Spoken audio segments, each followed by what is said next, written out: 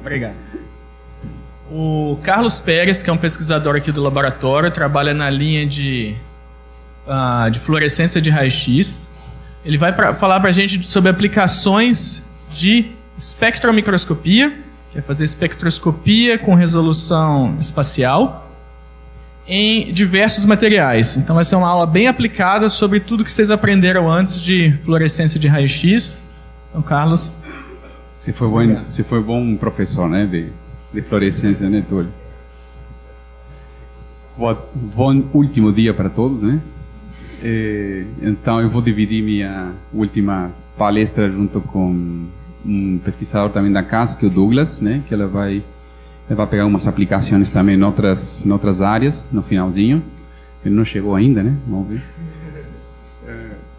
Então, como o Túlio falou, obrigado pela apresentação. Vou fazer uma breve introdução, né? Não uma coisa tão detalhada, mas que a gente faz com essa questão de espectromicroscopia, uma combinação de microscópio e de espectroscopia, né?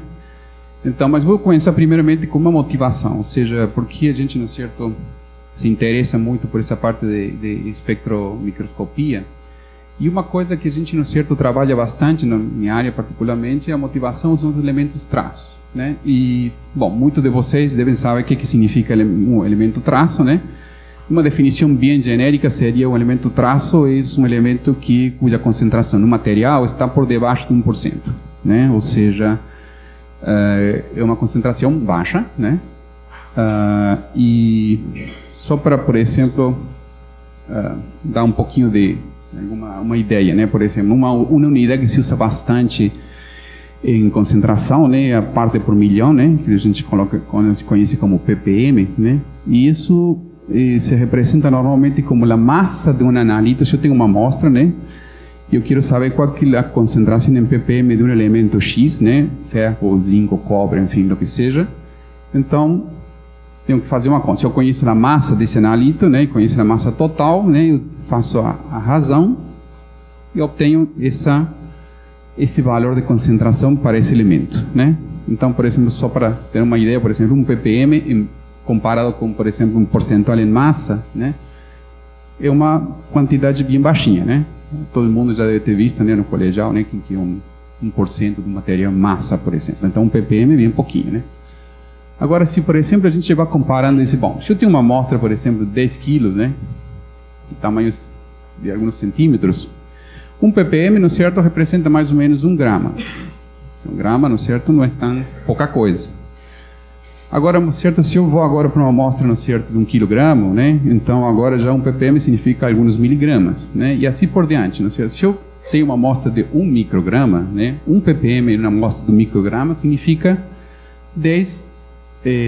1 picograma, ou seja, não é certo, estamos falando de 10 a menos 12 gramas. Então, o que significa isso, então? O síncrotron tem interesse nessa parte aqui, ou seja, não é certo, você poder ver uma concentração muito baixinha, não é certo, em uma amostra pequenininha. Então, claro, se você trazer uma amostra de 10 kg, não sei se eu vou conseguir colocar na linha, né? Uma linha que consiga colocar uma amostra de 10 kg.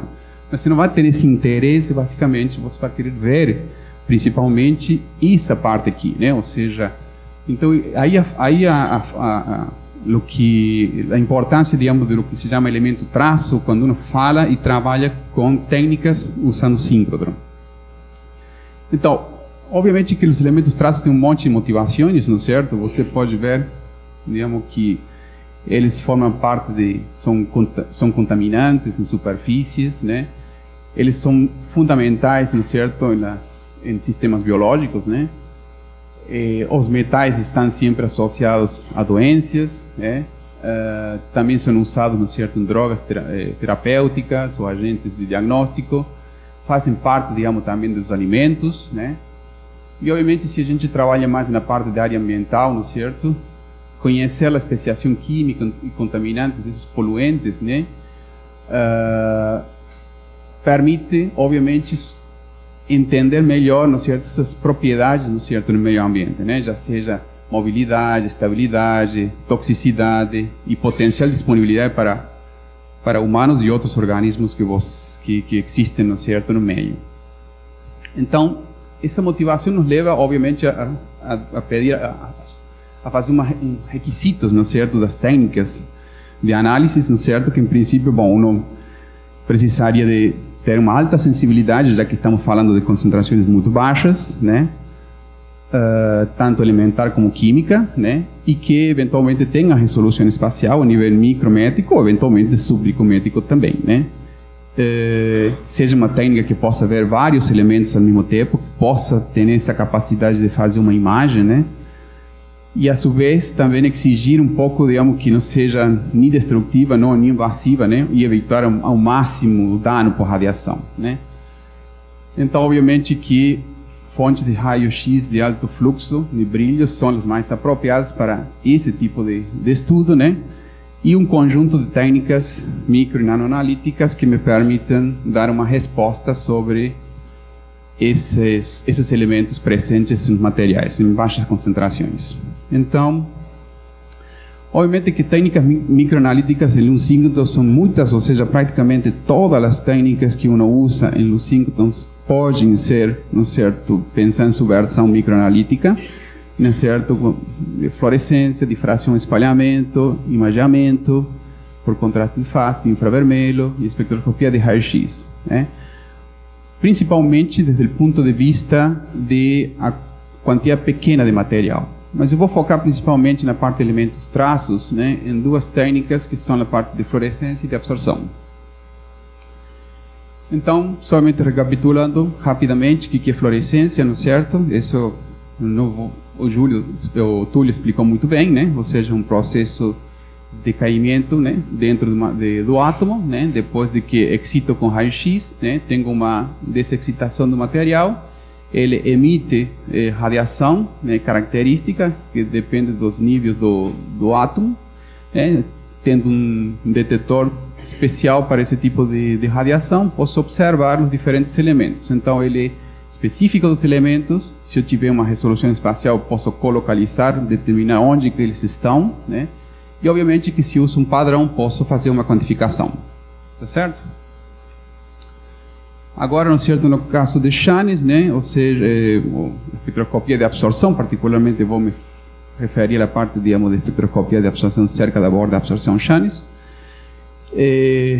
Todo mundo já está sabendo, né, que o Shannes, no certo, eles pode estudar, no certo, pode vascular, né, as transições eletrônicas de estado ligado, quase ligado ou contínuo, né, e permite obter essas informações, né. Como vocês já devem ter visto em vários exemplos, este é um exemplo muito simples, né, na qual você vê que facilmente com síncrono você pode fazer uma espectroscopia de absorção e observar, por exemplo, os diferentes estados de oxidação do material. Não somente a presença de cromo, sino também como é seu estado de oxidação. E isso é muito importante em lo que se refere não somente ao elemento traço, sino que o cromo, em certas concentrações, não é certo, tóxico. E não somente isso, sino que um estado de oxidação é mais tóxico que outro. Por isso que as duas coisas são importantes. Então, finalmente, nós vamos rapidamente tocar a parte de microscopia de raio-x. Então, para eu fazer microscopia de raio-x, então preciso, não certo, obviamente, ter uma fonte, um monocromador ou não, um sistema de focalização, minha amostra e uma série de detetores, né, em volta de minha amostra que possam estar olhando para a fluorescência, para a difração, para a absorção e eventualmente a imagem, digamos, de meu material. Esse é um esquemático geral, né? Acho que todo mundo usa, né? Então, para mostrar um microscópio de raio-x. Particularmente, por exemplo, no caso de fluorescência de raio-x, a gente usa duas técnicas, né? Tanto para um scan em 2D para 3D, na qual, no caso de micro-XRF, né? A gente tem uma amostra, tem um feixe focalizado, faz uma varredura da amostra através do microfeixe, o microfeixe fica parado, né? E eu posso mapear, né, os diferentes elementos presentes em meu material. Mas também eu posso fazer, no certo, uma estratégia um pouquinho diferente, no certo, que seria rodar minha amostra, além de deslocá-la em alguma direção e criar, né, um mapa em 3D, né, de elementos presentes em meu material. Né? Isso é o que se conhece, não é certo, como tomografia por fluorescência e raio-x. Aqui, neste caso particular, não é certo, simplesmente faço uma varredura em X e em θ e tenho um sinograma de um elemento só, né? Como vocês viram na tomografia, o sinograma, né, no caso de transmissão, né?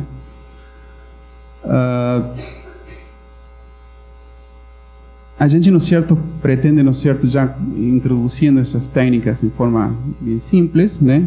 Ver, por exemplo, um exemplo particular, por exemplo, de espectroscopia de espectromicroscopia de raio-x, onde a gente acopla, né, realmente essas duas técnicas.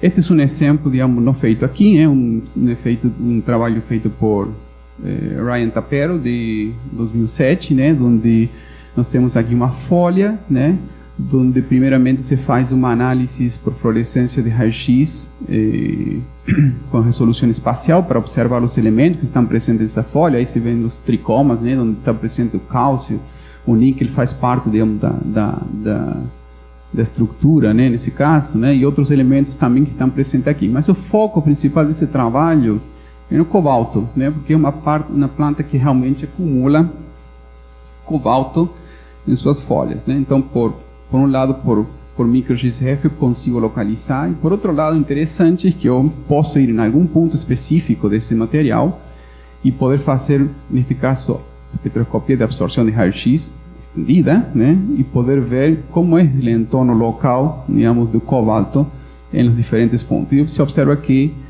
não é o mesmo, né, no ponto 1 que no ponto 2, né? Então agora eu vou mostrar alguns exemplos que vêm sendo realizados aqui no NLS, né? Então, particularmente combinando essas técnicas na linha de fluorescência raio-x. Um interesse que existe por grupo da UFB, neste caso da Silmara, né, é sobre o estudo de arsênio, né, em uma planta que se chama Crambia psinica. Sim?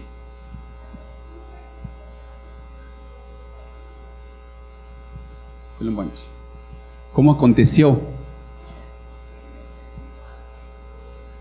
Então, ou seja, na verdade, você o que faz são as medidas, né? Você faz primeiramente uma medida de microfluorescência de raio-x para observar que elementos você tem. Uma vez que você encontrou aqueles pontos específicos, que seriam uns hotspots, né, de o elemento determinado que você quer estudar, né?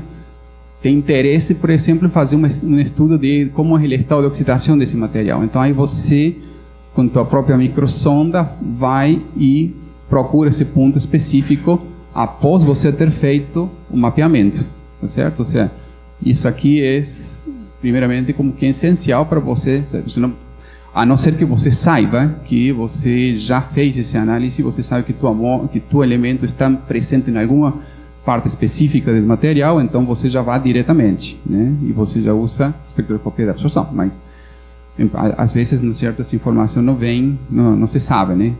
Porque não se consegue fazer isso com outro equipamento. Tá claro isso, gente? Que essas imagens foram obtidas fazendo um espectro de fluorescência ponto a ponto. Depois você faz a imagem, você representa a imagem com uma escala de cor para intensidades dos diferentes picos lá, o pico do zinco, do cálcio. É aquela coisa que o Sato mostrou, que uma imagem você pode botar o que você quiser na escala de cor. E ele botou na escala de cor de cada uma dessas imagens diferentes concentrações de diferentes elementos. Certo. Mas isso sai de um conjunto de dados imensos que é um espectro a cada ponto. Esse é o mapa espectral que eles mediram. Se você se lembra, por exemplo, aqui quando eu estava mostrando aqui, né? Aqui, quando você vê um espectro de fluorescência, você tem uma série de elementos que você vê simultaneamente.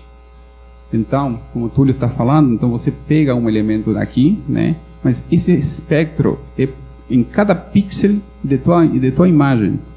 Então você pega um elemento, né? E você depois plota, né?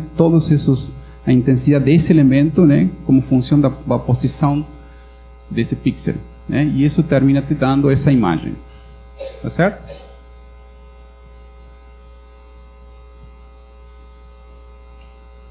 Ok, então voltamos, passando esse exemplo, né? Temos esse exemplo que foi feito aqui no NLS, né?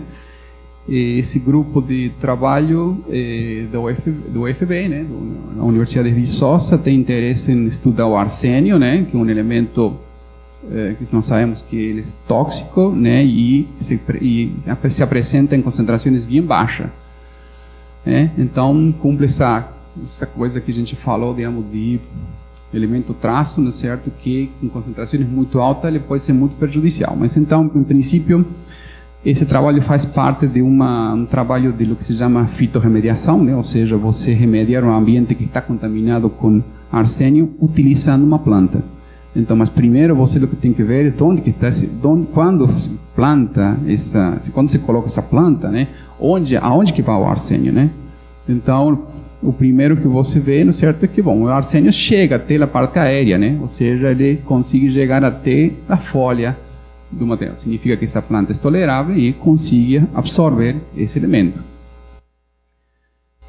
Obviamente que a gente consegue ver outros elementos que fazem parte da estrutura e pode correlacionar também. A correlação entre outros elementos pode indicar a presença de algum composto determinado desse material que, em princípio, não conseguiria tirá-lo por fluorescência, né? Mas, a sua vez, no certo, eu posso fazer uma caixinha, no certo? Trazer minha plantinha, né? Plantada no que se chama um Bristol Box, né? Manter ela viva, né? Então, eu vou conseguir ver, por exemplo, as raízes. Aqui está o solo, né? E, eventualmente, eu posso fazer, né, uma espectroscopia de absorção num pontinho, digamos, da raiz, né? E poder ver, por exemplo, como que ele está de oxidação do arsênio, né, na raiz. Né? Isso é importante, no certo, de essas medidas em bio, porque, na verdade, o estado de oxidação pode ser alterado se, por exemplo, eu mantenho minha planta de forma úmida, por exemplo. Então, ela pode sofrer alterações e, por lo tanto, não vou ter uma resposta real, né, de lo que está acontecendo realmente. Então, essa é uma forma que pode ser feita, né, um experimento que pode ser feito aqui no NLS. Obviamente que tem que ter muito cuidado, manter a planta, não é certo, sempre em fluxação de nitrogênio e gás, para evitar que também aconteçam efeitos de oxidação, né. Outra pergunta, no certo, também desse grupo de trabalho é, por exemplo, e aí, será que na semente a gente tem também arsênio, né? Então, pegou uma sementinha, no certo, dessa planta, né? E aqui vocês veem, né, montada, no certo, no porta-amostra. E se a gente faz tomografia por fluorescência, eu posso ver, por exemplo, também como se distribui em 3D esse elemento. Alguns outros, né? Por exemplo, não somente o arsênio, que me interessa saber que está em alguma parte específica, né? Você vê que aqui você tem uma casca e tem uma casca interna também, né? Aparentemente o arsênio está presente lá internamente, mas não fora. Né? E então essa é uma forma de você observar em 3D o elemento, né? Como se distribui em 3D. Ok, outro exemplo que eu queria mostrar para vocês. Perguntas? Se eu conseguiria fazer isso com um filme. Isso.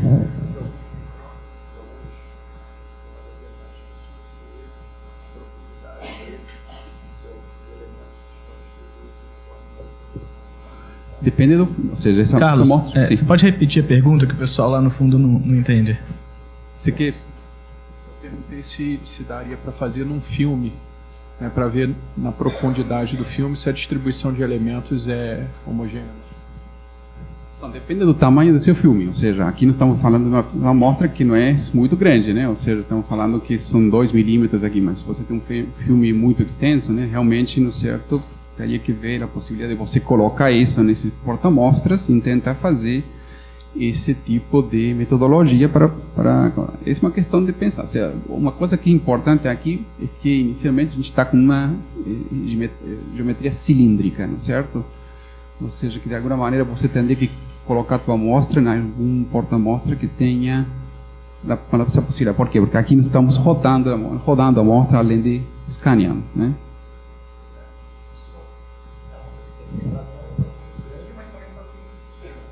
Tá. Exatamente. Eu não falei nada, não sei.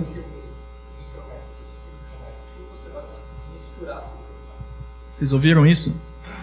Carlos, qual que é a resolução espacial que você tem aí? Bem, hoje, no certo, o nosso sistema de microfocalização que nós temos na linha de fluorescência raio-x pode criar um microfeixe da ordem de 25 a 30 microns, né?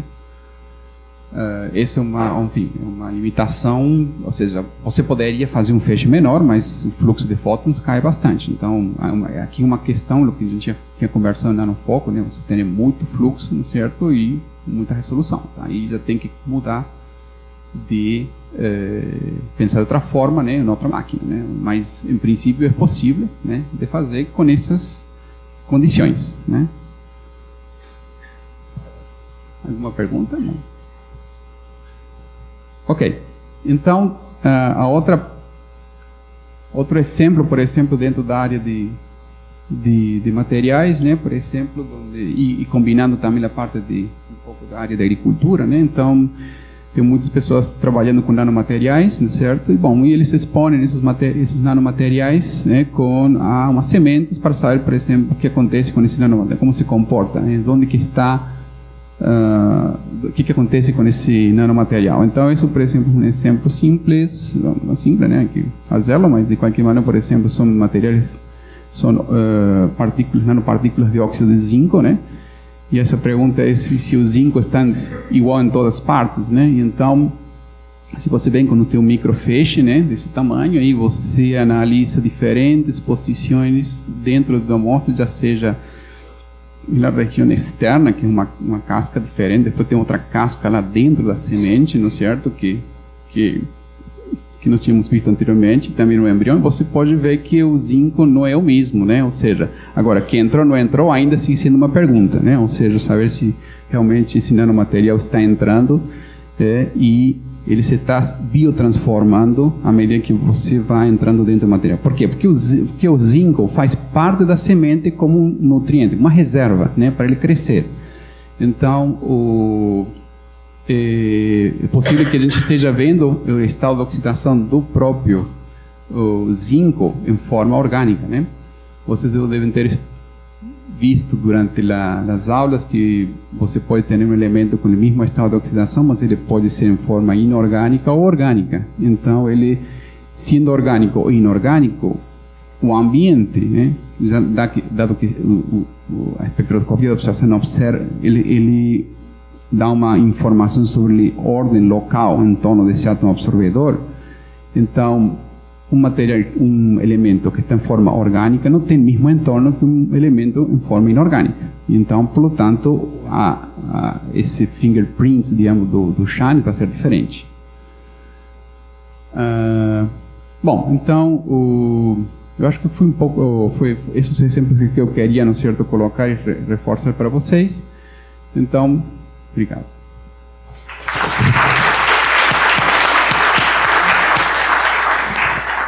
Antes da gente passar para a segunda parte com o Douglas, acho que é bom ter Vocês têm perguntas, curiosidades?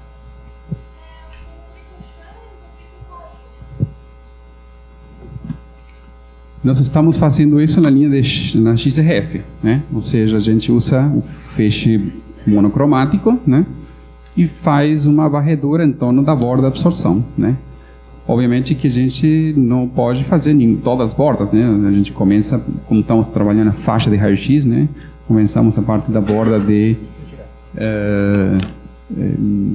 cromo, né? A partir dessa borda para frente, você pode já fazer. Obviamente que também não se pode fazer bordas de elementos muito pesados. Tem uma faixa aí, tem um range.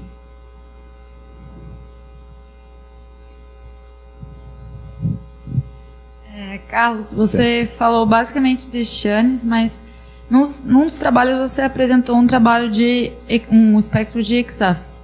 Eu queria saber, para a linha da XRF, ou não sei, dependendo da amostra, qual que seria a limitação para fazer XAFs com a instrumentação que a gente tem hoje? Tá certo. Aquilo que eu mostrei, não certo, um exemplo que não foi feito aqui, né?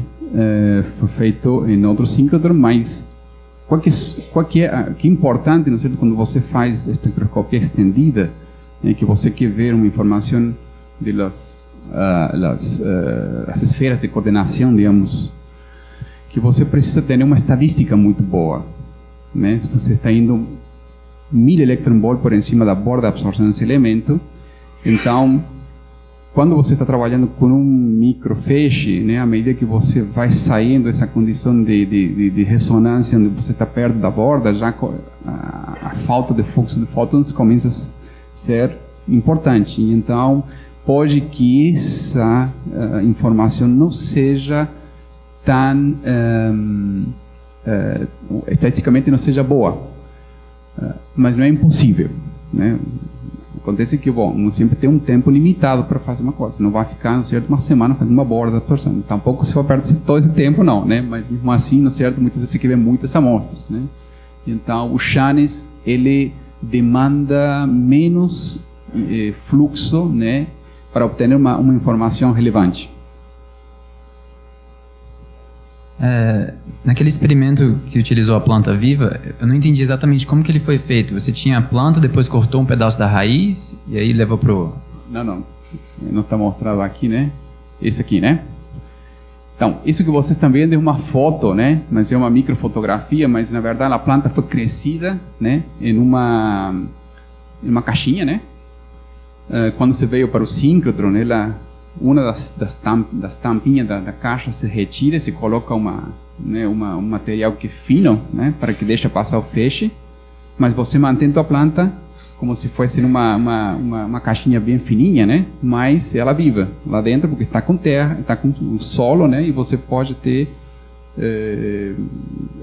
regar ela, né, para você manter ela viva, enquanto você está fazendo o experimento. Ou seja, não no experimento você faz, ou seja, se mantém viva. Se você tirar do solo, aí é onde a planta começa a morrer, né?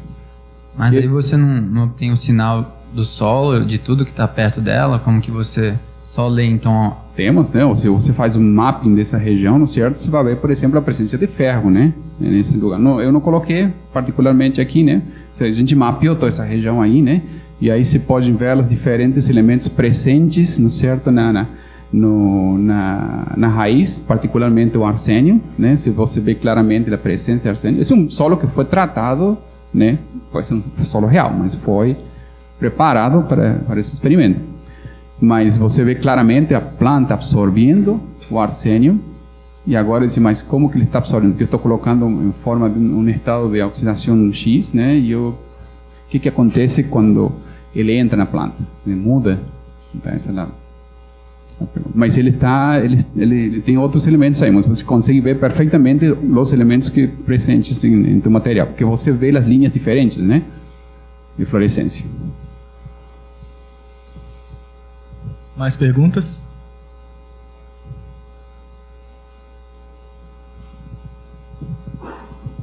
Em relação à tomografia por fluorescência raio-x, qual é a limitação atual em relação ao tamanho da amostra, o quanto que você consegue ver tridimensionalmente essa distribuição elementar e qual a expectativa de ganho para a linha nova respectiva lá no Sirius? Boa pergunta. Então, hoje nós conseguimos fazer da ordem, como eu falei, 25 a 30 microns, né, como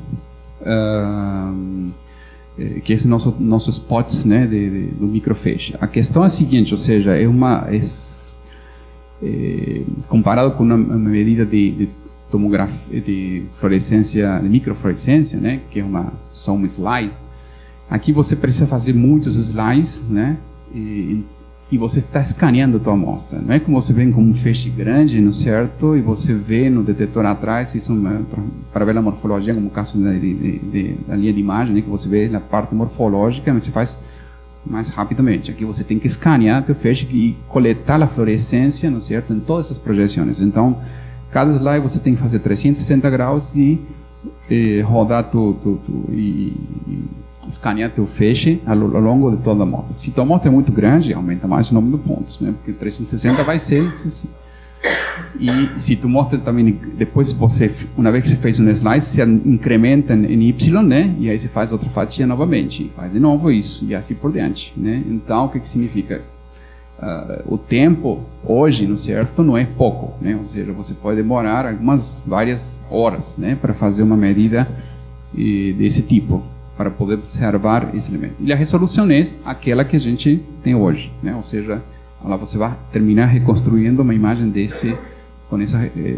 Então, aí você vai ter que, de alguma maneira, ver se essa resolução é suficiente para o sistema que você está estudando, né? Ou não.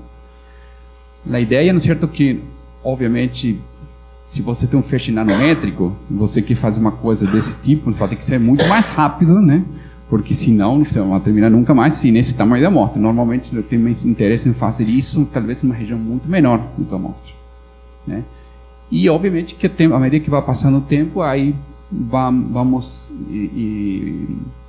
aprimorando todo o que seja a velocidade com que você mede, né? Hoje, no certo, isso vai ser todo o experimento de scanning, né? De varredura, está sendo optimizado para que no Sirius isso se reduzca a algumas menos de uma hora, né, por exemplo, de medida. Mas tudo vai depender do que se quer ver, né? Ou seja,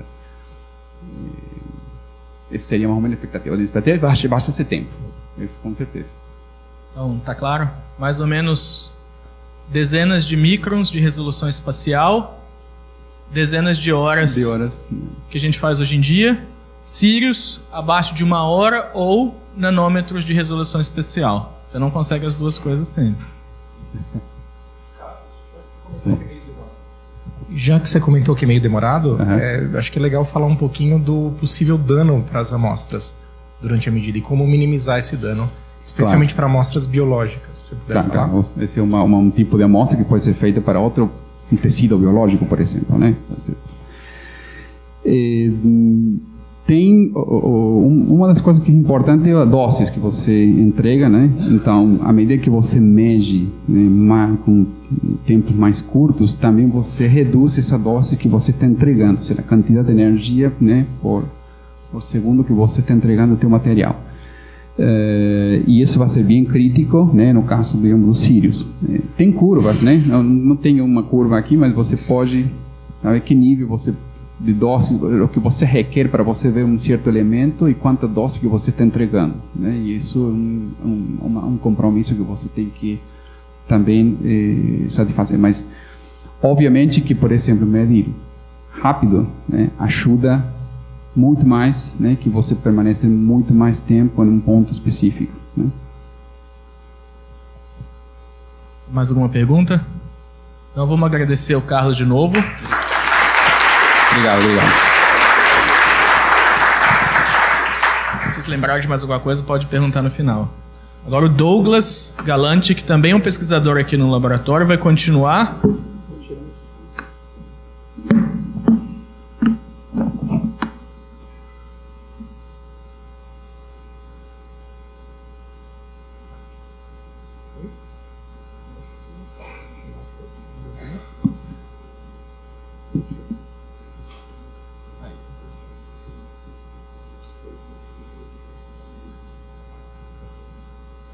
Então, Douglas vai usar as técnicas que a gente falou até agora, uma aplicação em outra área, que é... Bom, vou deixar a palavra para o Douglas. Bom, obrigado, Túlio. Antes de mais nada, eu queria pedir desculpas porque está meio bagunçada a minha apresentação, porque eu tonto esqueci que eu ia falar com vocês hoje. Então, minha culpa, tem coisa em inglês. Desculpa, Carlos. Me embananei. Bom, já que a gente está terminando a escola, indo aí para o final, a ideia é a gente se divertir um pouquinho no final. Fique à vontade para perguntar e parar em qualquer momento. Eu sou pesquisador aqui do laboratório, eu tenho trabalhado junto com o Carlos na linha de fluorescência e em outras linhas também. E eu vou conversar com vocês um pouco sobre coisas muito velhas, basicamente.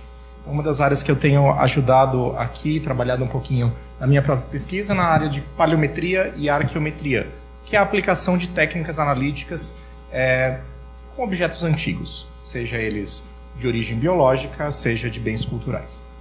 E a minha área de pesquisa, propriamente dita, é numa área chamada astrobiologia, que procura entender o fenômeno da vida no universo, passado, presente, futuro, possibilidade de vida em outros lugares e desenvolvimento de técnicas para medida. E por isso que a gente usa, por exemplo, se a gente pensa em procurar vida em outro planeta, como Marte, que é o que tem sido feito hoje com essas sondas espaciais, a gente precisa saber o que procurar. E para saber o que procurar, a gente olha para o modelo de vida que a gente conhece, que é a vida no nosso próprio planeta, tenta aprender alguma coisa com ela e desenvolver tecnologia para isso. E Marte, como é um planeta que hoje a gente diz que é praticamente um planeta morto ou fóssil, se existiu vida lá, provavelmente ela está na forma de fósseis. Por isso que a gente olha para o passado do nosso planeta, estuda os fósseis e procura entender como que a gente poderia usar essa informação para procurar vida em outros lugares. E a vida aqui no nosso planeta ela é bastante velha. A gente sabe que o nosso planeta tem 4,6 bilhões de anos de idade. A vida provavelmente, certamente surgiu no período do pré-cambriano, entre 4,6 e 600 milhões, 4,6 bilhões e 600 milhões de anos atrás. Hoje existe uma grande disputa na literatura, mas os fósseis mais antigos confirmados, eu vou mostrar lá para frente, tem mais ou menos 3,5 bilhões de anos. Tem gente brigando para levar isso para 4,1 bilhões de anos. Só que quando a gente fala desses fósseis, eles são fósseis microscópicos e são estruturas difíceis de identificar. E aí as técnicas síncrotron são extremamente importantes, porque a gente pode fazer essa caracterização em micro e hoje a gente está seguindo para nanoescala para tentar entender do que eles são feitos. Então hoje eu vou falar de técnicas microscópicas aplicadas nessas áreas, mas eu vou falar, obviamente, de fluorescência de raio-x e de outras técnicas espectroscópicas, mas não vou me ater só a isso, porque para caracterizar esses objetos, essas estruturas, não basta uma única técnica. E hoje, síncrotron, óbvio, ele é uma ferramenta importantíssima, mas a gente precisa associar outras técnicas para fazer artigos de impacto e descobertas de impacto. Então eu vou tatear por outras áreas aí para mostrar para vocês como a gente pode complementar essa informação. Bom, então tem várias perguntas importantes e uma delas que eu quero abordar é quais são os indícios mais antigos de vida no planeta, como que a gente pode estudar eles. A gente pode, pela biologia, olhando simplesmente pelas sequências de DNA, a gente pode definir os relógios moleculares e com eles a gente restringe a idade a mais de 4 bilhões de anos, então a gente sabe que a vida é bastante velha e deve ser dessa ordem.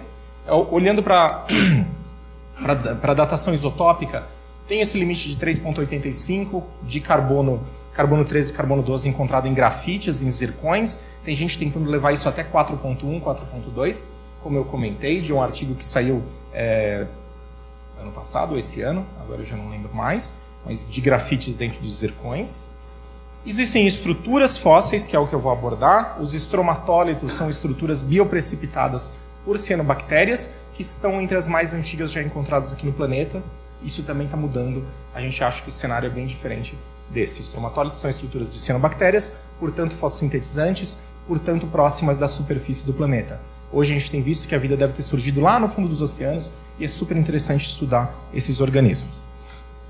Só para mostrar, isso aqui é um estromatólito vivente lá na Shark Bay, na Baía dos Tubarões, na Austrália. Então esses estromatólitos existem até hoje. São as cianobactérias crescendo e depositando essas estruturas que formam grandes colunas. E é assim que a gente encontra no registro fóssil.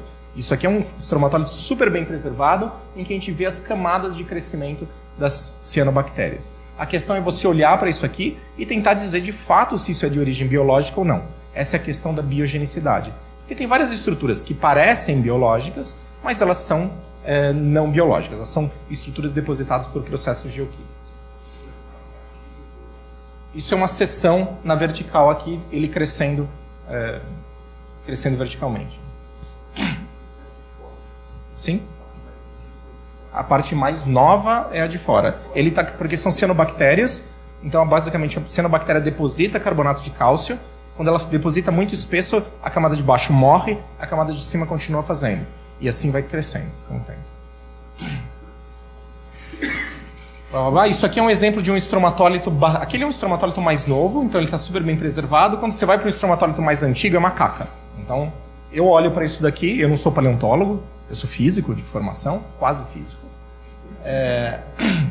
A gente encontra estruturas muito mais complicadas que isso. Então, você precisa de um olho bem treinado e precisa de técnicas analíticas boas para fazer isso, para fazer essa identificação. Existem coisas ainda mais difíceis do que estromatólitos, que são chamados MIS, e aqui está a grande área de interesse hoje em dia, que são estruturas sedimentares microbialmente induzidas. Muitas vezes são estruturas irregulares na superfície, que que a gente sabe que carregam informação da atividade microbiológica, mas não tem a célula em si. A gente precisa, de novo, caracterizar se aquilo é biológico ou não. Inclusive, existe uma proposta que foi encontrada uma estrutura semelhante a um MIS terrestre pela sonda Curiosity lá em Marte. Então, talvez seja um que chama de tapete microbiano antifóssil encontrado lá em Marte, na época que existiam oceanos. Então, são super importantes. E esses são os caras mais antigos encontrados atualmente. Eles são túbulos de hematita que parecem ter sido bioprecipitados em um ambiente de uma fonte hidrotermal submarina. E a caracterização deles foi por microtomografia de raio-x baseada em síncrotron e microchanes também baseada em síncrotron para ver o estado de oxidação desse ferro e essa estrutura. E talvez eles sejam os organismos mais antigos do planeta, com 4,2 bilhões de anos. Vocês lembrarem? A Terra surgiu 4,6, já tem uma estrutura biológica complexa 400 milhões de anos depois. E provavelmente a vida surgiu antes disso. Então a vida é realmente muito antiga aqui no planeta. E obviamente isso aqui foi uma Nature desse ano. Esses daqui são os organismos menos controversos, mais antigos do planeta, com The Apex Chert lá da Austrália. Eles foram descritos pelo Schoff já há algum tempinho. E eles têm alguns dezenas de micrômetros, parecem com cianobactérias, e também vêm sendo descritos por microtomografia, por micro-Raman, tomografia por micro-Raman, e por tomografia por FIB. Microscopia eletrônica, basicamente. E eles são super importantes, também são Natures, eles também são Natures e Sciences, e eles têm sido objeto de controvérsia e briga científica já há vários anos. Bom, tem vários... quando a gente encontra uma estrutura dessas, como essa daqui, a gente tem que dizer se ela é biológica ou não, e existem vários critérios para isso. Inclusive, uma estrutura muito parecida com essa foi também encontrada num meteorito de Marte, encontrado aqui na Antártica. E até hoje existe a controvérsia. Será que essa estrutura é microbiana ou não? E até hoje a gente não conseguiu fechar a questão sobre isso. E tem várias características que a gente pode usar. Se ele tem feito de se ele parece uma célula, ou seja, se ele é redondinho, tem uma parte oca dentro. Se a composição ela tem algum indício, tem algum resquício de carbono na forma de querogênio, que é um passo antes dele virar grafite. Se você consegue encontrar um delta carbono 13 razoável. Se você consegue, se a idade da estrutura é parecida com a idade da rocha, porque pode ser uma contaminação posterior. Se a formação da estrutura é correlacionada com a formação da rocha. Se o contexto químico e espacial faz sentido, porque pode ser uma fissura, alguma coisa externa. E a gente tem que jogar tudo que que é geoquímico fora, ou seja, se tem origem diagenética, que formem os pseudofósseis. Então tem várias dificuldades. Primeiro, é muito pequeno, é micrométrico. Fazer essa caracterização não é fácil. Depois, são amostras normalmente raras. Tem 2 lugares no mundo que tem rochas dessa idade. Um no Canadá, outro na Austrália. Você pega uma rocha dessa, você não quer destruir. Então você precisa de técnicas não destrutivas como aquelas baseadas em síncrotron. A composição química dificulta as coisas, porque basicamente você não tem quase nada preservado da composição original. Então você tem uma rocha. A densidade é quase igual de dentro e de fora. Então você precisa de técnicas que consigam separar essas duas coisas. Pode ser uma técnica de imagem, por exemplo, tomografia com um contraste que não seja só baseado em densidade, como contraste de fase e outras. Pode ser uma técnica que seja extremamente sensível a pequenas variações de composição química, como microfluorescência baseada em síncrotron.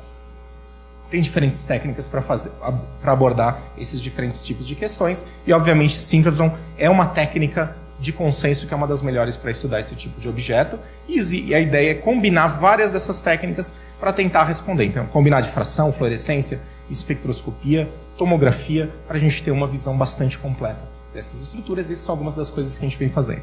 Bom, da parte de arqueometria que eu falei que a gente ia fazer, também é bastante importante, é uma técnica muito usada, então para a gente estudar elementos culturais, a gente tem a Natasha aqui que estuda essas coisas, a gente tem um exemplar de aluno aqui que faz isso, e a gente pode estudar a composição química, o estado de oxidação, a degradação desses materiais, mas sempre fica a pergunta, de novo, a gente quer uma técnica não destrutiva ou minimamente destrutiva. Nenhuma técnica é totalmente não destrutiva, tem que tomar cuidado com esses nomes. E quando a gente fala de bens culturais, a gente tem que ter um cuidado adicional, porque eles normalmente são muito valiosos, normalmente eles estão em museus, e a gente tem o grande problema, que é a existência do curador. O curador é o cara mais pé no saco que existe, porque ele não deixa você tirar a amostra e ele não deixa a gente cortar um pedacinho da amostra e trazer para cá. Que é o que a gente queria. Então a gente precisa pesar muito bem o uso de técnicas síncrotron, que você precisa trazer a amostra ou precisa coletar pedaços da amostra, e o uso de técnicas portáteis. Isso é uma área que tem se desenvolvido muito hoje em dia, mas uma coisa é super importante. Os equipamentos portáteis são úteis, porque você pode levar a campo, mas eles são muito mais limitados. Uma coisa que a gente precisa fazer é entender muito bem a composição, a resposta desses materiais em síncrotron e depois transpor isso para a medida em campo, para a gente conseguir entender a partir de medidas piores aquilo que de fato tem. Então são técnicas complementares, elas não são obviamente excludentes. E a grande vantagem de síncrotron para essas diferentes áreas e para a espectroscopia em especial é que a gente tem sensibilidade a elemento químico, quer dizer, eu posso separar elemento a elemento e estudar elemento a elemento, seja por Channes, seja por fluorescência de raio-x, pela tunabilidade da radiação que a gente tem. Isso é uma vantagem gigantesca, especialmente nessa faixa dos elementos de transição e metais, que a gente é muito sensível em síncrotron por essas técnicas. E a gente pode usar técnicas, né, nesse mundo da sujeira, que é o mundo da paleontologia, mundo dos bens culturais. As coisas não são tão bonitinhas quanto quando você está na química ou na física, que tem seus materiais puros. Tudo é mais complicado, a gente tem misturas, normalmente a gente não sabe o que tem. Então, muito do que a gente faz é fazer fingerprinting da amostra. Eu tenho uma série de padrões, eu comparo a minha amostra com padrões, eu faço PCA da sua amostra para saber sua composição. Então, a gente faz muito de fingerprint comparando com padrões bem conhecidos para fazer a identificação do material da sua amostra. E isso a gente consegue fazer em síncrotrons, produzindo bons bancos de dados que sejam específicos para cada uma das áreas de pesquisa. Bom, falando da nossa pesquisa aqui, que é coisa que a gente tem feito com vários pesquisadores aqui do laboratório, com o Carlos e com pesquisadores do LNBio, a gente tem estudado muito uma região do Brasil que tem uma excepcional preservação de fósseis. Ela é conhecida como Conservato Langerstätte, que é uma região de excepcional conservação, fica no Ceará, na bacia do Araripe, e ela tem essa excepcional preservação porque essa região era um lago, foi um paleolago, e no fundo desse lago a gente tinha um ambiente anóxico que facilitou a preservação com um mínimo de degradação. Então os organismos caíam no fundo do lago, eram recobertos pelo sedimento, que era sedimento extremamente fino. Sim. Anóxico. Sem oxigênio. Um pouco oxigênio, na verdade. Então você não tem os decompositores naturais que a gente tem no ambiente normal. Se você morrer aqui, por exemplo, rapidamente você vai ser degradado. Agora, se eu pegar seu corpo e desovar lá no pântano, no meio da lama, ele vai durar um tempão. Isso acontece com pessoas muito inteligentes que desovam o corpo no pântano. Não faça isso. Não é legal. Só uma dica.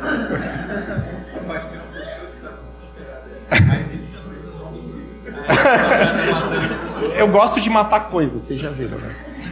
Mas esse paleolago facilitou a preservação exatamente por ser anóxico e por ter bactérias que eram capazes de produzir biofilmes que selavam os organismos, produzindo o que a gente chama de máscara mortuária. Então isso facilitou a preservação muito dos organismos, e tem vários tipos de organismos.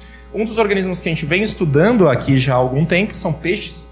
Esse aqui é o Rhacolepsis. Ele está numa estrutura que a gente chama de... Nossa, eu esqueci. Esse envoltório dele. Não. Quando na preservação dele, ele fica basicamente um peixe empanado em sedimento. Ele forma essa estrutura esferoidal em volta dele que cria um sarcófago que protege o peixe. E ele é extremamente bem preservado. Isso aqui é um fóssil. Ele é muito bem preservado. Você vê as estruturas como escamas, olho, a cauda e mesmo as estruturas internas. E o que a gente vem fazendo é aplicando várias técnicas para estudar os tecidos moles desses organismos.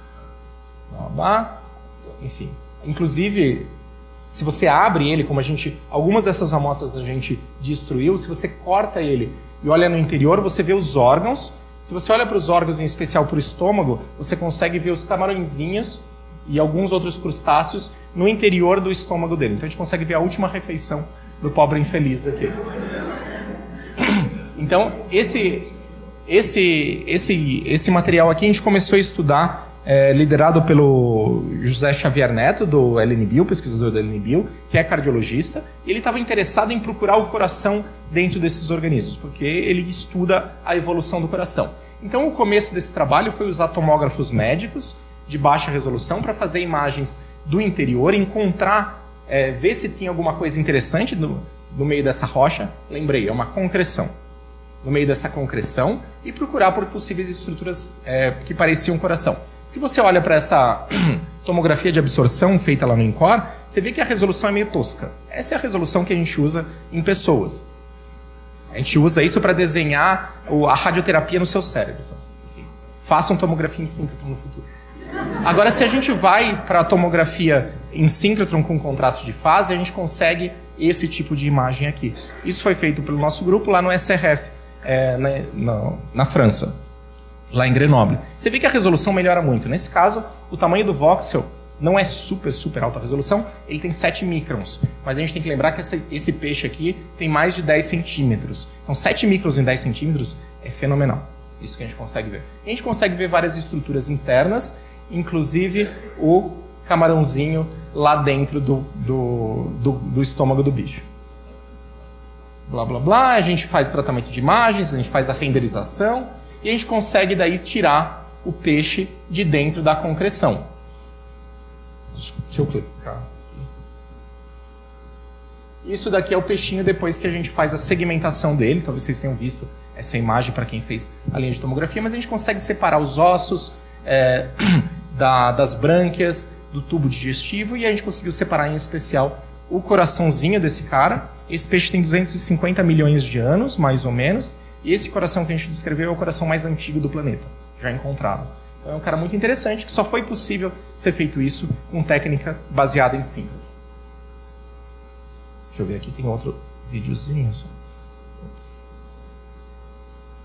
Esse daqui é só um detalhe, a gente conseguiu não só ver o coração, mas baseado na experiência do Xavier, que é cardiologista, e com um ictiologista, um peixólogo, que é o Murilo, a gente conseguiu identificar as diferentes partes do coração e a gente conseguiu identificar as válvulas desse coração, contar o número de válvulas e, baseado no número de válvulas, fazer a filogenia desse peixe e colocar ele dentro de um cladograma, mostrando aonde ele está na evolução. E mostrando que no passado ele tinha muito mais válvulas que o atual. Então a gente está realmente estudando a evolução do coração no tempo num peixe de 250 milhões de anos atrás.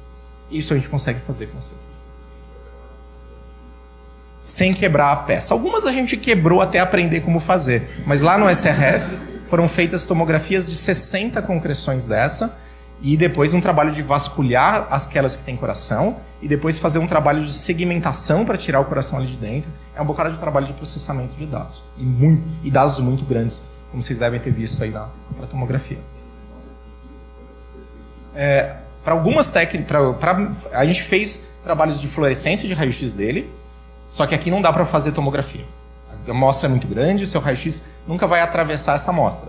Então o que a gente fez foi fazer sessões, cortar algumas dessas amostras para estudar a composição química. Então está aqui uma seção transversal do peixe, aqui está as brânquias dele e o coração supostamente está aqui no interior. E daí com o Carlos aqui foram feitos vários mapeamentos de diferentes elementos. Então aqui está ferro, zinco, manganês, mostrando que o ferro está basicamente na matriz rochosa. Cadê aqui? O manganês está associado à estrutura das brânquias e a gente espera aqui que o zinco esteja associado ao coração. Parece. Então isso aqui foi olhando para o peixe fóssil. Mas daí o que o Carlos fez? De novo, não sou só eu que mato coisas. O Carlos, o Xavier, eles ficaram matando peixes aí. Então usaram o zebrafish, que é um modelo de peixe, né, muito usado na biologia, e fatiaram esse peixe de vários lados para expor as estruturas mais ou menos na mesma região onde estava do corte daquele peixinho, e foi feito um mapeamento do peixe vivente também, mostrando agora uma história completamente diferente daquela do fóssil. O ferro associado principalmente ao coração e sistema vascular, o cálcio obviamente associado aos ossos, o zinco também associado aos ossos, e aqui a mistura deles. Então a distribuição elementar é diferente. Se a gente compara aqui de novo, cadê você? A gente vê o zinco em especial no fóssil associado no coração, no peixe associado aos ossos. E a gente agora começa a se perguntar como que a distribuição desses elementos, baseada nessa informação... Desculpa, pode falar. Ah, não. Como que a distribuição desses elementos muda com o tempo durante o processo de fossilização, e se essa distribuição, essa variação na distribuição elementar tem alguma coisa a ver com o próprio processo de fossilização. Será que o zinco, indo para o coração, facilitou a preservação desse tecido mole? Então essas são perguntas que a gente está se fazendo agora, a gente espera publicar em breve. Mas são exatamente essas perguntas do processo de fossilização que a gente consegue fazer, tendo a resolução em microescala da distribuição elementar.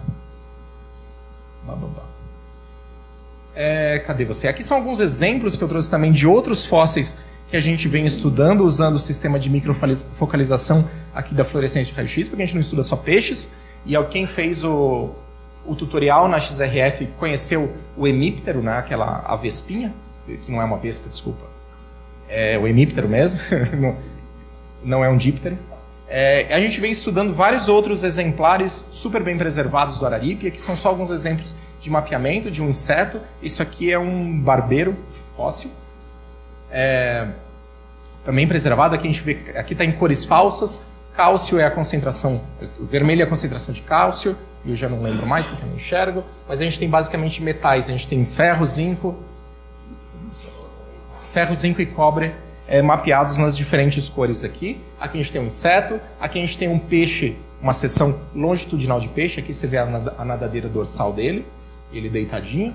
Isso daqui é uma semente também fossilizada. Então, estudando a distribuição desses elementos, a gente, como eu falei, a gente pode se perguntar se isso tem alguma coisa a ver com a distribuição original, se isso tem alguma coisa a ver com o processo de fossilização, que é uma coisa que a gente vem estudando, ou se isso é puramente uma alteração diagenética que aconteceu, ou seja, uma interação com a rocha e com o ambiente que mudou aquela distribuição. O fato é, a distribuição elementar nos fósseis é diferente do ambiente, a gente pode usar essa distribuição para fazer várias perguntas interessantes sobre eles.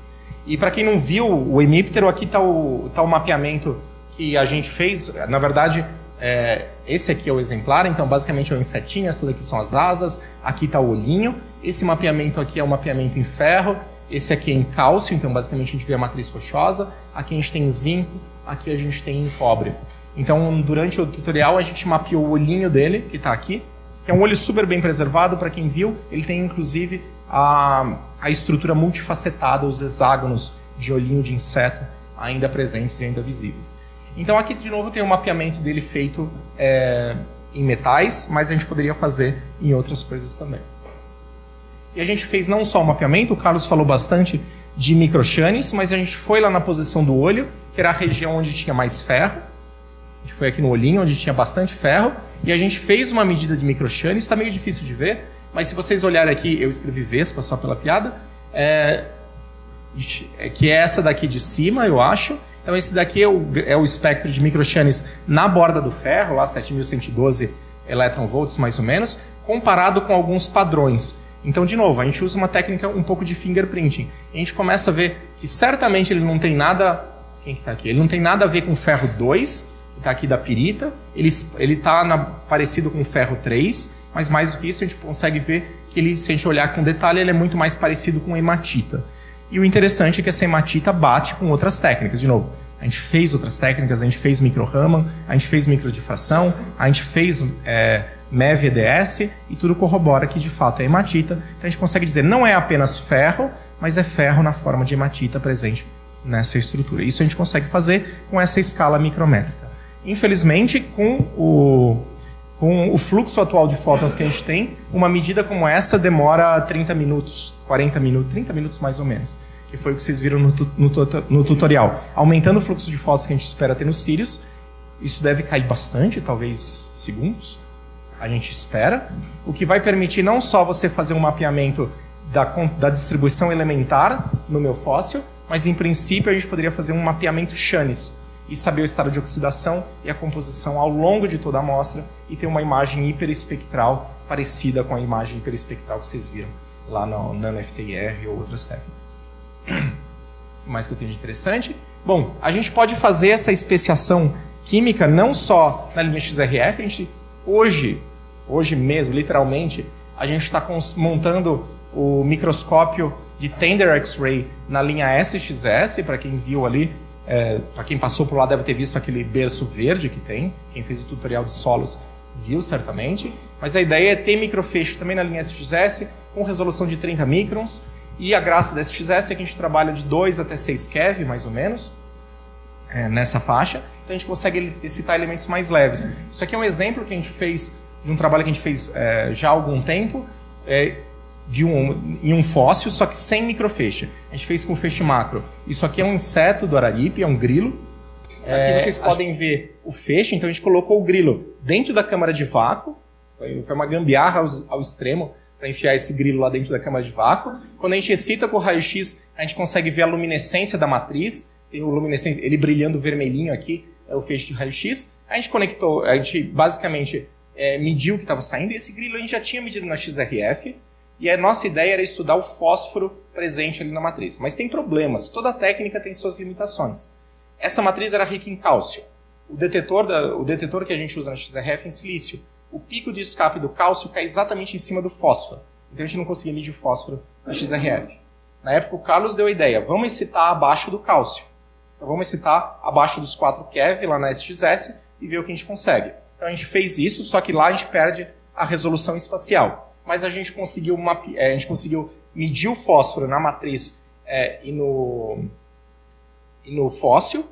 A gente conseguiu caracterizar ele, garantir que era fosfato de cálcio a partir do Chanes, agora é Chanes normal, não é micro Chanes. E a gente conseguiu fazer uma reta de calibração bastante boa e quantificar esse fosfato de cálcio presente no fóssil e colocar uma restrição no grau de mineralização de vários fósseis encontrados lá na região do Araripe. Inclusive coisas muito mais antigas, coisas de 600 milhões de anos atrás, quando o processo de biomineralização estava surgindo no planeta. Quando surgiram as primeiras carapaças rígidas aqui no planeta, de um organismo chamado Corumbella werneri, que a gente vem trabalhando já há bastante tempo, que tem uma estrutura rígida, mas a gente queria saber se ela era mineralizada ou se ela era feita de quitina, feita de um material orgânico. E a gente conseguiu colocar uma restrição baseada nessas medidas de fósforo. Bom, outras coisas interessantes que a gente vem fazendo, que agora é puxando para micro e nano resolução, é tentar pegar essas técnicas que eu falei basicamente em mesoescala, que vão de fósseis de centímetro, e trazer para micro e nanoescala. E quem se beneficia nisso é o estudo de microfósseis. Falei, agora a gente começou para inglês e outras coisas, né? A graça dos microfósseis é que eles certamente são os organismos mais antigos do planeta. Na verdade, de 600 milhões de anos para trás, ou seja, durante 4 bilhões de anos da história do nosso planeta, a gente só tinha micro-organismo no planeta. Nós que estamos aqui somos a caca da caca da caca. A gente surgiu muito depois e nós somos a parte menos importante. 90% do planeta, de biomassa, ainda é feito de bactérias. O Carlos aqui carrega mais células bacterianas no corpo dele do que células humanas. Então, na verdade, ele não é nada mais do que um mecanismo de transporte de bactérias. É para isso que a gente serve aqui no planeta. Né? Então, bactérias e micro-organismos são super importantes de serem estudados e, do ponto de vista histórico, essenciais. E estudar esses microfósseis, como eu falei, é super complicado porque as estruturas são muito simples e é difícil você separar do que é biogênico do que não é biogênico. Você tenta publicar isso daqui, você toma um monte de pau até ser aceito, ou quando não é aceito.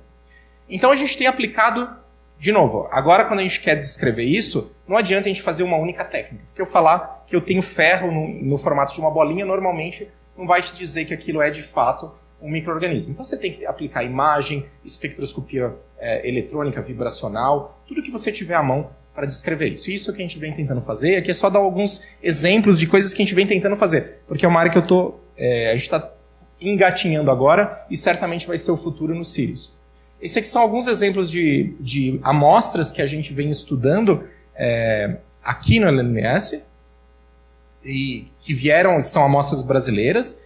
Esse aqui é um conjunto delas, elas não são tão antigas, mas já são muito bem preservadas, elas são do Permiano, cerca de 280 milhões de anos atrás, da formação assistência, aqui no estado de São Paulo, e tem várias microestruturas que a gente consegue identificar razoavelmente bem. Então tem cianobactérias, tem coisas que parecem grãos de pólen, e tem estruturas esferoidais que a gente não sabe o que é, e está tentando descrever agora usando várias dessas técnicas. Então só dar alguns exemplos de resultados complementares a síncrotron, mas que são microescala e são importantes. A gente trabalha bastante com micro-Raman. E aqui é um exemplo de micro-Raman medido dessas estruturas, mostrando que a matriz, a rocha em volta, e a estrutura esferoide são bastante diferentes, e comparando com alguns padrões, a gente vê que a estrutura esferoide, que está em preto aqui, ela casa bastante bem com uma estrutura de hematita, mas mesmo assim com algumas diferentes modificações. Então a gente já fez mapas disso e a gente vê que a gente tem uma concentração de óxido de ferro, provavelmente na forma de hematita. A gente consegue fazer mapas, assim como a gente faz com o XRF, a gente consegue fazer mapas vibracionais usando o micro-Raman. Então a gente tem feito esses mapas, aqui está a imagem ótica, aqui é quartzo, aqui é hematita, e aqui aqui eu não lembro mais o que é. Desculpa, mas basicamente é quartzo na matriz e hematita na amostra. Então a gente consegue separar isso usando o Raman. De novo, a ideia é complementar o que a gente consegue fazer aqui com o que a gente consegue fazer em singleton. Hoje, micro-Raman a gente consegue ir para escalas muito menores. O limite de resolução que a gente consegue chegar aqui é basicamente o limite de difração da luz que a gente está usando, que é mais ou menos uns 300 nanômetros. Obviamente, hoje a gente não consegue chegar com isso em síncrotron. No Sirius a gente vai conseguir chegar. É uma limitação. Hoje a gente consegue chegar a 30 microns. No Sirius a gente vai chegar a 30 nano, talvez. Então a gente vai conseguir mapear essas estruturas com fluorescência. Não só mapear, mas a gente vai conseguir fazer também microchanes com essa resolução espacial. Tá, isso aqui eu vou pular. Outras técnicas que a gente usa aqui em microescala é microscopia com focal laser, que a gente tem aqui no CNPEM também disponível, se algum dia vocês quiserem usar, lá no LNBio. A gente basicamente excita a nossa amostra com luz visível em diferentes comprimentos de onda e coleta a informação emitida, e a gente consegue mapear alguns elementos, em especial aqui é o mapeamento da matéria orgânica na forma de querogênio, que emite no verde e no vermelho. E quando a gente mapeia isso, eliminando todo o resto e só vendo a parte orgânica, a gente consegue evidenciar essas estruturas. E a graça de fazer com focal é que a gente consegue gerar imagens tridimensionais com resolução também na ordem do limite de difração da luz. E a mesma coisa a gente vai conseguir fazer com o Sirius. E só para mostrar, isso aqui é o grãozinho de pólen. Ele tem esse formato de borboleta aqui, de lóbulo duplo. Tudo bem? A gente fez dessas mesmas amostras tomografia de raio-x usando a linha IMX. Aqui não é o máximo de resolução que a linha consegue, mas pela primeira vez, e isso a gente não achou em nenhum outro lugar da literatura, a gente conseguiu fazer o isolamento de um microfóssil e encontrar um microfóssil dentro de uma matriz rochosa. Isso nunca tinha sido feito. A gente nunca encontrou nenhum artigo que mostra isso. Normalmente os microfósseis são isolados da rocha e daí você faz tomografia. Aqui a gente conseguiu pegar um pedaço de pedregulho de 2 milímetros, mas um pedregulho ainda, e ter contraste suficiente, usando contraste de fase, para ver subestruturas aqui dentro e separar elas, isolar e encontrar os fósseis. Então hoje a gente consegue fazer isolamento de microfósseis e estudo da estrutura sem ter que quebrar a rocha. Na verdade, podendo pegar um pedacinho, sem ter que fazer o isolamento que altera a rocha. A resolução aqui, ela não é das melhores, ela está da ordem de 1 micron, mas mesmo assim a gente consegue ver várias subestruturas desse material. No Sirius a gente vai conseguir baixar bastante isso daqui. E várias dessas estruturas a gente conseguiu isolar por tomografia. Então é uma coisa super importante para o futuro. Uma das coisas que a gente tem investido, nosso grupo tem feito, e eu tenho uma aluna de doutorado na França agora, é aplicar uma técnica de CDI, de imagem por difração coerente, em fósseis, que é uma coisa que também não foi feita até hoje. Tem um trabalho que tentou fazer isso, mas a ideia é pegar isso e levar o limite de resolução de dezenas de nanômetros para ter informação tridimensional dessas estruturas. É o tipo de coisa que a gente vai conseguir fazer aqui também. Só para ir para o final, tem um exemplo de novo que eu voltei para bens culturais, que é muito usado, em que a fluorescência é muito usada e a espectroscopia é muito usada. Isso aqui é um exemplo de uma ópera, que é a ópera Medea, em que o compositor, o Cherubini, ele não gostou de uma certa parte, achou que estava uma merda, e ele rabiscou. Então ele rasurou, falou, nunca quero que ninguém jamais veja esse pedaço, porque eu fiz uma coisa horrorosa. O que a gente fez? Né? A gente pegou, esse material não foi a gente, isso aqui foi feito nos Estados Unidos. Mas, basicamente, ele não foi inteligente o suficiente para usar a mesma tinta para rabiscar da tinta que ele tinha escrito.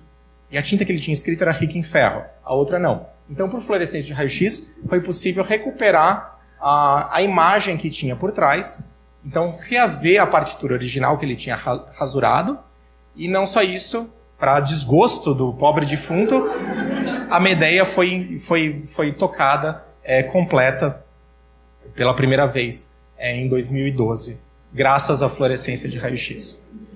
Bom, gente, acho que é isso. Era só para dar um gostinho de aplicação em várias outras áreas. Se quiserem fazer perguntas, fiquem à vontade.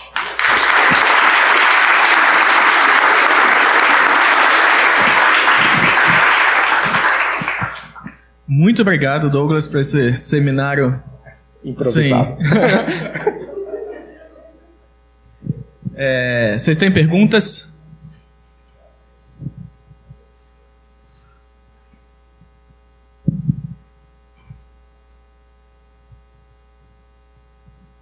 Douglas, no caso do peixe lá que vocês cortaram, qual que é o principal problema para estar usando essas amostras biológicas e qual que foi o preparo que vocês fizeram nessa amostra para poder analisar? Você diz do peixe vivente, do o zebra, peixe vivo, né? Ele teve que ser fixado. Então ele foi fixado numa matriz, o que foi? Você lembra?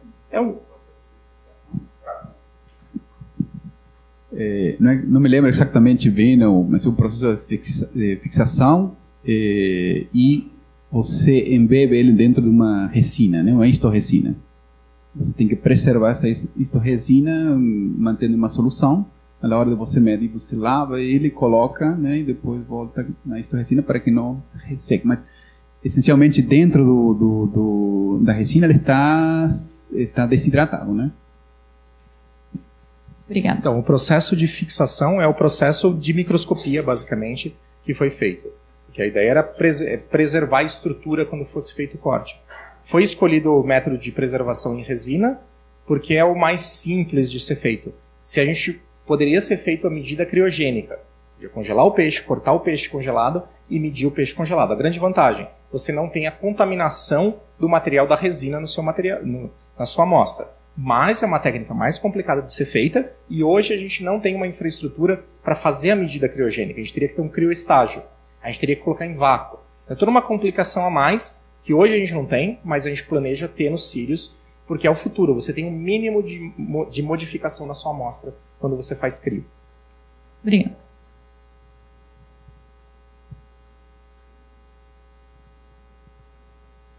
Mais perguntas?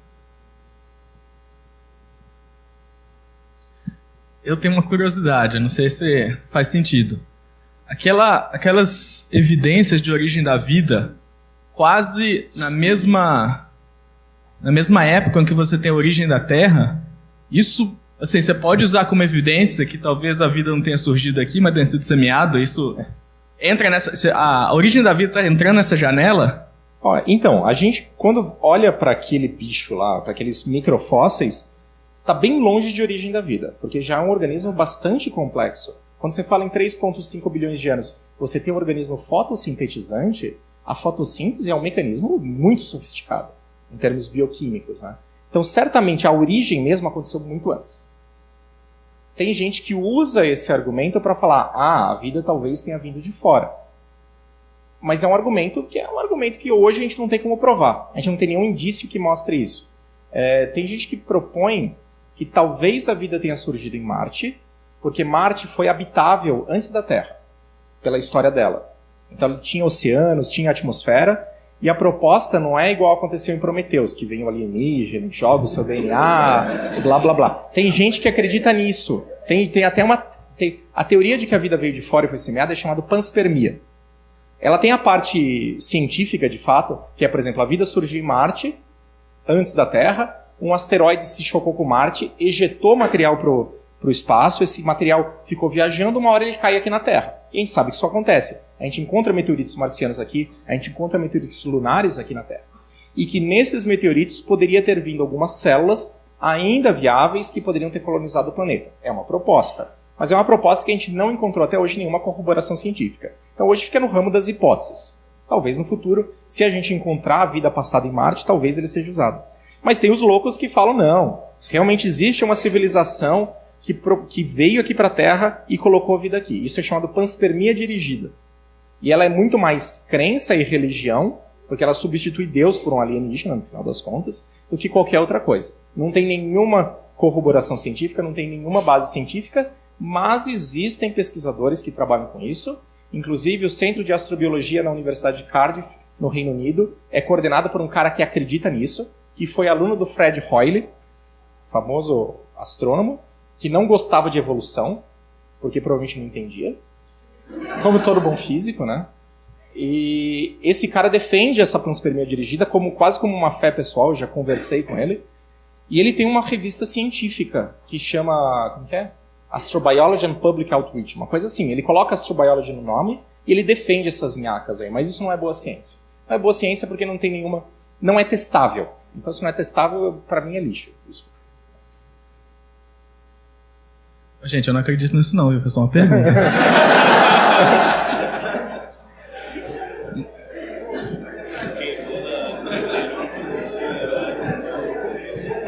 Bom dia. Sabendo que a vida é um fenômeno muito complexo de ser compreendido e que não existe entre aspas, uma receita de bolo em que é possível compreender todos os parâmetros, em que começou a primeira evidência de vida até os organismos mais complexos como o homem, por exemplo. Como que é feito, por exemplo, uma simulação ou então o desenvolvimento de um modelo para tentar explicar, assim, como é que eu posso formular a pergunta melhor? A criação de modelos em que se pega planetas ou então sistemas de outras, sem ser aqui da Via Láctea, do Sistema Solar. Como é que isso é trabalhado e evidenciado por gente da sua área de astrobiologia, por exemplo? Então a pergunta é basicamente como que eu entendo o problema da origem da vida. Sim, mas de um aspecto, por exemplo, não tomando a Terra como referência, mas tentar modelar ou então tentar compreender isso sem ter um modelo terrestre como parâmetro, assim. Isso é difícil porque a gente não conhece, né? A maior evidência é nós mesmos, mas se a gente não tem essa compreensão total, como que são feitos modelos para tentar enxergar ou então desenvolver novos modelos, ou enfim? Bom, a resposta mais fácil é a gente não sabe. essa é a resposta mais fácil. Depois, toma cuidado, não seja antropocêntrico. A gente é tão complicado quanto uma bactéria. Bactérias são muito sofisticadas. Bactérias são tão evoluídas quanto nós. Evoluído só quer dizer que a gente está nesse mesmo estágio temporal, só isso, toma cuidado. Depois, a ciência tem como fazer essas perguntas, eu acredito nisso. A Ana pega você e quebra em pedacinhos e entende a função dela. Então, hoje a gente tem técnicas que permitem estudar o funcionamento biológico no seu estado mais fundamental. A Ana que o diga que é o que ela faz. Então, hoje a gente consegue fazer essas perguntas. Mas, o único exemplo de vida que a gente tem é o nosso. O único exemplo de vida que a gente tem, toda a vida aqui no nosso planeta, basicamente, é toda muito parecida. Se eu bater qualquer um liquidificador aqui e bater as bactérias do liquidificador, em termos químicos é tudo a mesma coisa, é um tédio. Em termos celulares é um tédio também. Todos os organismos da vida na Terra usam o mesmo modelo de funcionamento que é o modelo da célula. Então tem um sistema de compartimentalização, um sistema informacional, um sistema metabólico. Todo sistema informacional é DNA ou RNA. Todo DNA e RNA usa as 4 bases nucleotídicas. Quase. Todas as proteínas usam os 21 aminoácidos essenciais. Tédio. Quimicamente é um tédio. Na verdade, isso quer dizer que muito provavelmente todo mundo surgiu de um mesmo ancestral. É o tal do Luca. Essa é a história. Mas a vida como a gente conhece é basicamente isso. E a gente estuda isso numa abordagem analítica top-down, que é o que a Ana faz, pega os alunos e bate no liquidificador e estuda as moléculas, ou bottom-up, em que a gente pode cozinhar isso no laboratório, que é uma coisa que o Craig Venter vem fazendo com biologia sintética. Ele tenta construir células de baixo para cima. Mas isso tudo baseado em vida como a gente conhece. Se você vai para algum lugar totalmente diferente, que não tem água como solvente, que não tem uma grande quantidade de carbono disponível, a gente tem que pensar em bioquímicas alternativas. Ou seja, será que existe algum tipo de vida ou algum tipo de proteína que se mantém dobrada da forma correta sem você estar num ambiente com a polaridade da água, por exemplo, ou com uma coisa diferente? Força gravitacional é coxa, isso é fácil. Isso é de menos. Mas a química é o que importa. Força gravitacional, as coisas mudam um pouco, mas a gente sabe, por exemplo, que E. coli, quando você leva para o espaço, ela se torna extremamente virulenta. Então, o que é aqui benéfico para você, se tomar um Yakult no espaço, pode te dar uma diarreia explosiva. Não é legal. Não é legal. Mas quando a gente se pergunta sobre lugares fora do sistema solar, com ambientes muito diferentes, a gente tem que pensar em bioquímica alternativa. E hoje isso vem sendo feito de forma gradual. Algumas pessoas, por exemplo, vêm estudando a estabilidade de códigos genéticos que usem outras bases nucleotídicas que não as 4 básicas. Será que a gente pode pensar em outras bases? Existem outras bases. A questão é, será que a gente consegue formar códigos que funcionem, que são estáveis quimicamente, que armazenem informação? Isso vem sendo feito principalmente do ponto de vista computacional, e agora a gente está começando a construir isso quimicamente. A mesma coisa para proteínas. Estudar folding de proteínas com outros aminoácidos que não os essenciais. Isso também vem sendo feito. Estudar a estabilidade dessas biomoléculas em outros solventes. E vem surgindo proposta de um outro solvente, que é a formamida, que mantém a estabilidade e a estrutura de várias biomoléculas. Então, sempre, a gente é cientista, a gente não tem uma imaginação lá muito grande. Senão a gente seria pintor, escritor. Então a gente se baseia na vida como a gente conhece e tenta fazer pequenas extrapolações para coisas diferentes. É assim que a gente vem fazendo, usando o método científico para testar. Mas hoje é a única maneira que a gente tem, a única ferramenta que a gente tem. Muito legal. Tem um artigo recente que saiu que eles gravam a informação de um vídeo no DNA. Não sei se alguém já viu isso. Eles conseguem gravar usando aquele CRISPR, grava a informação de um vídeo no DNA e você lê e você vê o videozinho depois. É fantástico. Recentemente também a NASA anunciou o DNA que teria arsênico, né? Mentira! Aliás, as evidências, aquele artigo é um artigo que saiu de uma bactéria que foi encontrada no Lago Mono, na Califórnia, que aparentemente conseguia substituir o fósforo em várias biomoléculas, em especial o DNA, por arsênico. E as evidências no artigo, uma delas era chanes. Eles fizeram chanes do arsênico e mostravam, ou tentavam mostrar, que ele estava num ambiente químico equivalente ao do fósforo. Eles tentaram mostrar que isso estava acontecendo e, portanto, ela estava substituindo no DNA. Depois foi mostrado que era tudo contaminação. Foi um artigo Science que foi retirado. Então, tomem cuidado com essas afirmações muito importantes. Mesmo quando é anúncio da NASA, fizeram um press release, saiu na Science, duvidem. Normalmente as coisas estão erradas. Grandes observações precisam de grandes evidências. Quem tinha pergunta? Douglas, primeiro, parabéns pela apresentação. É mais uma curiosidade mesmo. Eu queria saber das suas limitações para trabalhar com fóssil hoje, porque a gente tem toda aquela questão de que fóssil não pode ser comercializado, e, enfim, às vezes tem pessoas que têm fósseis super interessantes, não conseguem doar para a universidade. Eu queria saber como é que é a sua realidade. Eu trabalho muito mais aqui dentro. Então eu não sou o paleontólogo que vai a campo ou que tenta minerar essas coisas. Eu trabalho em colaboração. Isso é o que a gente faz, né? A gente não consegue dar conta de tudo. Eu trabalho em colaboração com paleontólogos que estão fazendo esse trabalho sujo. Ou indo para campo, ou negociando o empréstimo desses materiais. E é assim que funciona, basicamente. Eu me livro dessa parte suja. Eu deixo isso para outras pessoas. Mas, de fato, trabalhar com fósseis é complicado. É complicado porque, primeiro, você não pode comprar. Então você precisa da autorização especial do DNPM, que é o órgão que regula os fósseis, para fazer a coleta. Todo fóssil no Brasil é patrimônio da União, então eles ficam depositados em coleções nas universidades ou no CNPEM, a gente tem uma coleção de fósseis aqui também, e eles têm de ficar disponíveis para a comunidade para consulta. Então o peixe com o coração está lá disponível, tem um código de tombo, e qualquer pessoa que quiser reavaliar pode vir aqui e fazer. Então, isso no Brasil, a gente se vira, a gente consegue resolver. O grande problema é se você precisa tirar do país, por exemplo, para fazer uma análise no exterior. Ou trazer do exterior é fácil. Mas tirar um fóssil do país é muito difícil. Para levar esses fósseis para a França, demorou mais de ano. Para conseguir resolver toda a burocracia do empréstimo, garantir que ia ficar seguro, garantir que ia ser devolvido, que não ia ser destruído, blá, blá, blá, blá, blá. É uma burocracia grande, mas ela é possível. Ela é possível sim. Mais perguntas?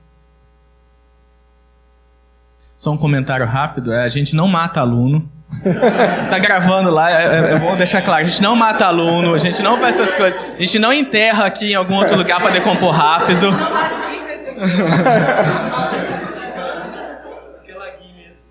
Diga. O que é vida?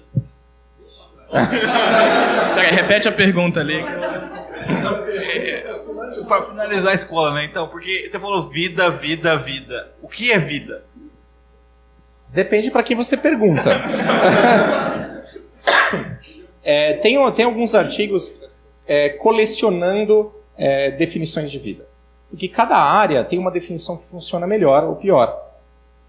Tem uma definição que é a definição que a NASA diz que é a definição oficial de vida deles, que é bonita, que é uma definição proposta pelo químico Gerald Joyce, em 94, que ela diz o seguinte, que vida é todo sistema químico autossustentado capaz de sofrer evolução darwiniana. Ela é bonita e não serve para nada. Como toda boa definição geral demais.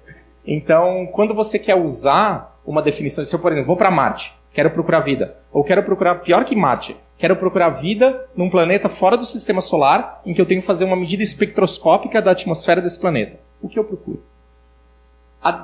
A coisa mais idiota que se procura é água.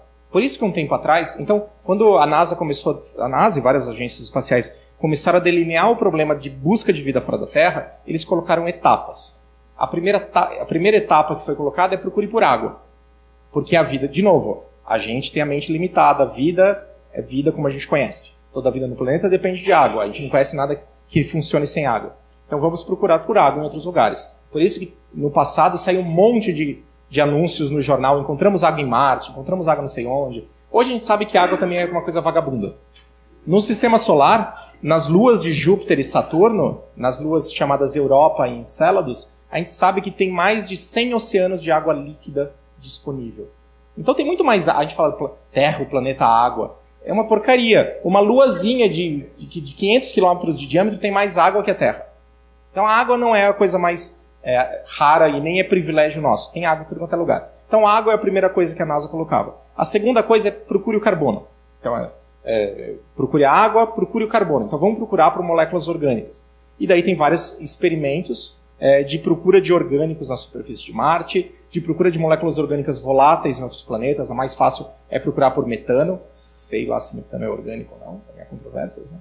Mas procura por metano, procura por outros hidrocarbonetos nessas atmosferas. E a última é procura por morfologia. Então procurar por coisas tipo célula, coisas desse tipo. Mas essas são as buscas, a forma pragmática de procurar por vida. De novo, baseado em vida como a gente conhece. Vida como a gente não conhece é muito mais complicado.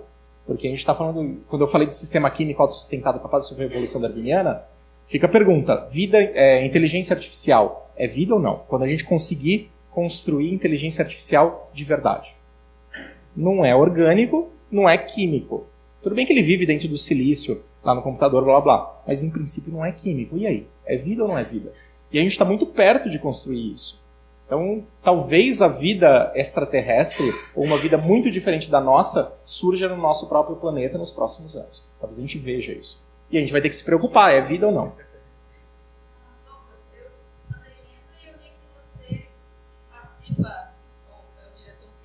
Uma missão da Garateia L, como que funciona isso? Como que funciona essa parte científica, ou você não pode falar nada sobre isso? É segredo, tem ETS.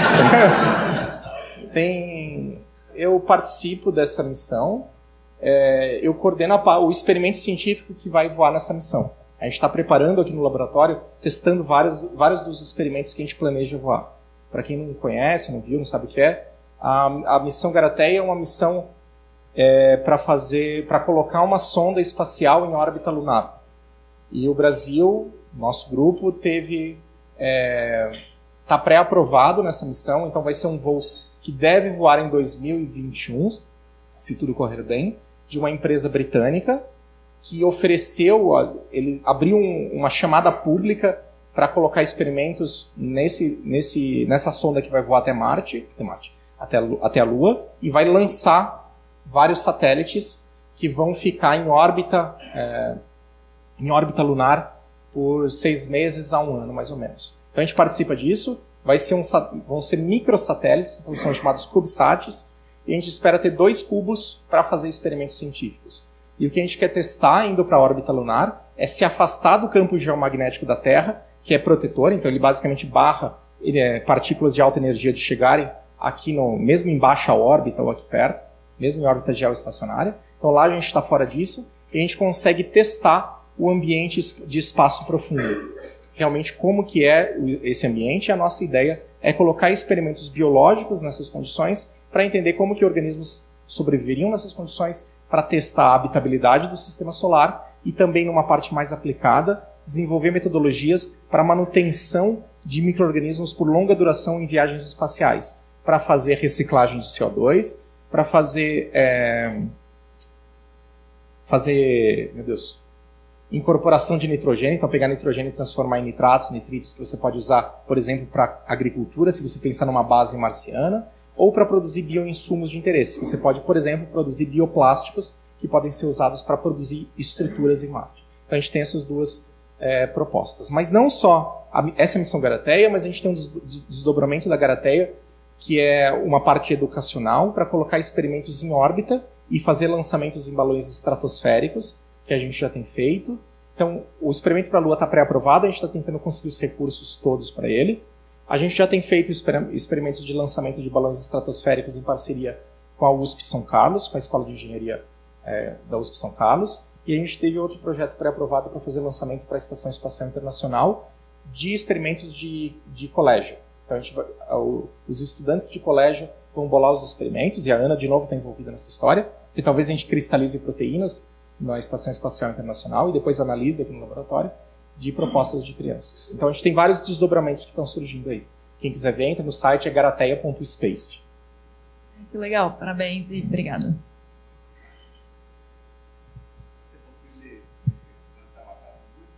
Esse é o plano. O que a gente quer fazer é, quem viu o filme, né, Perdido em Marte, viu que ele adubou o planeta com as próprias fezes. A gente está procurando por alternativas mais interessantes. Gente, mais perguntas? Se não, vamos agradecer o Douglas.